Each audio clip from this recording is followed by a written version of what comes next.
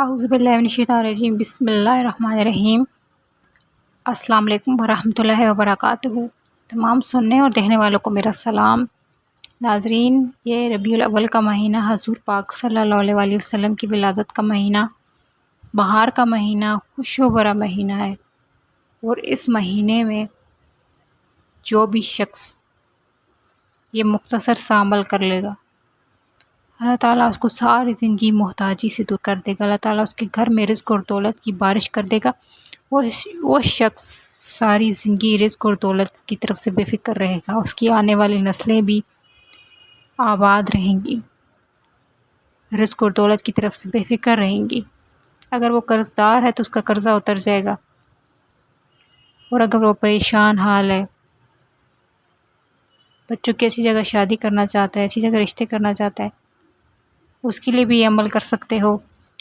اولاد نرینہ چاہتے ہیں یا پھر بے اولادی کے سبب پریشان ہیں تو اس کے لیے بھی آپ یہ عمل کر سکتے ہیں۔ یہ عمل آپ ہر جائز مقصد کے لیے کر سکتے ہیں، چاہے وہ رزق اور دولت کے حصول کے لیے کر رہے ہیں، یا چاہے وہ آپ گھریلو بے سکونی کے سبب پریشان اس کے لیے کر رہے ہیں، آمدنی کم ہے، آمدنی میں اضافہ چاہتے ہیں، ذاتی مکان چاہتے ہیں، اپنا من پسند شادی کرنا چاہتے ہیں، آپ کا کوئی سا بھی مقصد ہے، چاہے وہ چھوٹے سے چھوٹا ہے یا پھر بڑے سے بڑا ہے، آپ اس مقصد کے لیے یہ وظیفہ کر سکتے ہیں جو کہ نہایت ہی مجرب ہے۔ پوری یقین کامل و توجہ کے ساتھ آپ نے یہ عمل کرنا ہے، انشاءاللہ تعالیٰ آپ کبھی بھی نامراد نہیں لوٹو گے۔ بے شک دینے والی ذات اللہ تعالیٰ کی ہی ہے، ہر چیز میرے رب کی کن کی محتاج ہے۔ ناظرین، پریشانیاں اور غم یہ سب انسانی زندگی کا حصہ ہے، لیکن ان سب کو ختم کرنے کے لیے بہت سی قرآن آیات اور رزق اور دولت کے حصول کے لیے بہت سارے وظائف ہیں جن کی خاص تعداد میں جن کو پڑھا جائے تو ہماری زندگی میں سکون آ جاتا ہے۔ بے شک اللہ تعالیٰ کے ذکر میں ہی سکون ہے۔ 5 وقت کی نماز کی ادائیگی رب کو راضی کرتی ہے۔ 5 وقت کی نماز کی پابندی کرنی ہے، اور چلتے پھرتے آپ نے کثرت سے استغفر اللہ پڑھنا ہے، جیسے کہ میں اپنی ہر ویڈیو میں آپ کو بتاتی ہوں کہ 5 وقت کی نماز کی پابندی اور چلتے پھرتے کثرت سے استغفر اللہ پڑھنا ہے۔ جو بھی شخص کثرت سے استغفر اللہ پڑھتا ہے، اللہ تعالیٰ اس کے تمام صغیرہ و کبیرہ گناہوں کو معاف کر دیتا ہے، اور وہ شخص ایسے ہو جاتا ہے جیسے بالکل ابھی پیدا ہوا ہو۔ ہماری روح بالکل پاک ہو جاتی ہے، ہمارے جتنے بھی اگلے پچھلے گناہ ہوتے ہیں صغیرہ و کبیرہ سب کی بخشش ہو جاتی ہے۔ بے شک اللہ تعالیٰ اپنے بندے کی توبہ کا انتظار کرتا ہے، لہٰذا ہر روز اگر آپ کثرت سے استغفر اللہ نہیں پڑھ سکتے تو 70 مرتبہ روزانہ پڑھ لیا کریں۔ آپ صلی اللہ علیہ وآلہ وسلم بھی 70 مرتبہ روزانہ استغفر اللہ پڑھتے تھے، حالانکہ ان کو ضرورت نہیں تھی، وہ اپنی امت کے لیے پڑھتے تھے۔ ہم تو ہیں گنہگار سیاکار خطا کار۔ ناظرین، مختصر سے ایک ٹائم میں آپ 70 مرتبہ روزانہ پڑھ سکتے ہیں، چلتے پھرتے بھی پڑھ سکتے ہیں استغفر اللہ۔ آئیے وظیفہ ملاحظہ کیجیے۔ سب سے پہلے تو آپ نے باوضو مصلی پہ بیٹھ جانا ہے۔ مرد، خواتین، بچے سب کر سکتے ہیں اس وظیفے کو، کوئی وقت کی پابندی نہیں ہے، قید نہیں ہے۔ باوضو مصلی پہ بیٹھ جانا ہے آپ نے۔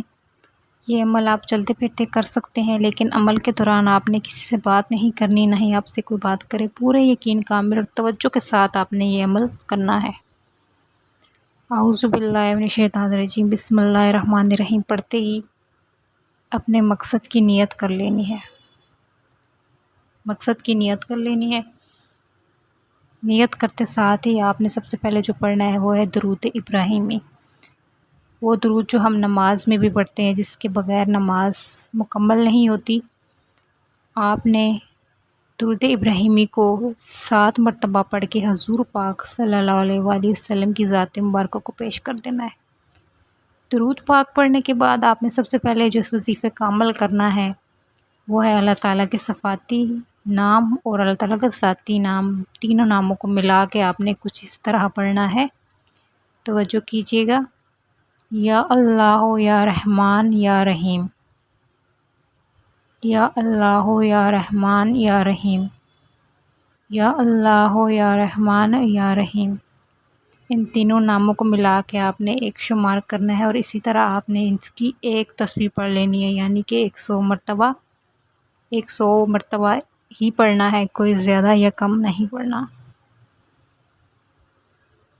100 مرتبہ پڑھنے کے بعد آپ نے اس عمل میں جو دوسرا وظیفہ پڑھنا ہے وہ ہے استغفر اللہ کا وظیفہ۔ یہ استغفر اللہ عظیم ہے، آپ نے پورا استغفر اللہ پڑھنا ہے۔ کس طرح پڑھنا ہے توجہ کیجیے گا، جیسا کہ آپ کو اسکرین پہ بھی نظر آ رہا ہوگا۔ استغفر اللہ ربی من کل ذنب واتوب علیہ، استغفر اللہ ربی من کل ذنب واتوب علیہ۔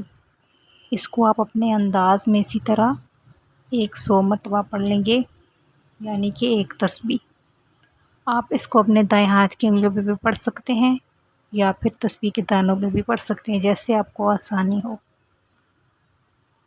اس کے بعد جو آپ نے اس وظیفے میں جو آخری عمل کرنا ہے اور جس کے بغیر یہ وظیفہ نامکمل ہے وہ ہے سورہ اخلاص کا وظیفہ۔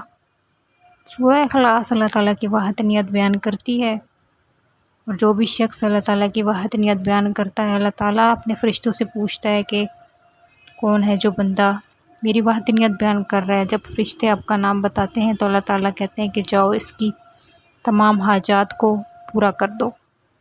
ناظرین، سورہ اخلاص اللہ تعالیٰ کی وحدانیت بیان کرتی ہے۔ اللہ تعالیٰ بے نیاز ہے، وہ نہ کسی کا بیٹا ہے، نہ اس کا کوئی ہمسر نہیں۔ اللہ تعالیٰ کی وحدانیت بیان کرتی ہے سورہ اخلاص، اور جو بھی شخص اللہ تعالیٰ کی سورہ اخلاص پڑھتا ہے، وحدانیت بیان کرتا ہے، اللہ تعالیٰ اس سے بہت خوش ہوتا ہے اور اللہ تعالیٰ اس کی تمام حاجات کو بن مانگے پورا کر دیتا ہے۔ سورہ اخلاص کو آپ نے 3 مرتبہ پڑھنا ہے، اور جو شخص سورہ اخلاص کو 3 مرتبہ پڑھتا ہے اللہ تعالیٰ اس کو پورا ایک قرآن پڑھنے جتنا ثواب ملتا ہے۔ اتنی زیادہ فضیلت ہے سورہ کی۔ سورہ اخلاص کو آپ نے 3 مرتبہ پڑھ لینا ہے۔ 3 مرتبہ سورہ اخلاص پڑھنے کے بعد آپ نے جو آخر میں وہی درود پڑھنا ہے جو شروع میں پڑھا تھا۔ درود پڑھنے کے بعد دعا کے لیے ہاتھ اٹھانے ہیں۔ جس مقصد کی نیت کی تھی آپ نے بسم اللہ پڑھتے ہی، اس مقصد کے لیے آپ نے دعا کرنی ہے، عاجزی انکساری کے ساتھ، بھکاری بن کے، رو کے، گڑ گڑا کے۔ بے شک ان سب کلمات کے بعد اللہ تعالیٰ آپ کو کبھی بھی خالی ہاتھ نہیں لوٹاتا۔ اللہ تعالیٰ راضی ہو جائے گا ہم سے جب ہم یہ کلمات پڑھتے ہیں تو اپنے قریب کر لیتے ہیں، اور پھر وہ تمام حاجات پوری ہو جاتی ہیں جو ہم مانگ رہے ہوتے ہیں۔ بے شک دینے والی ذات اللہ تعالیٰ کی ہی ہے۔ اللہ تعالیٰ آپ کو اس مقصد میں کامیاب کرے جس مقصد کے لیے آپ نے یہ وظیفہ پڑھا ہے۔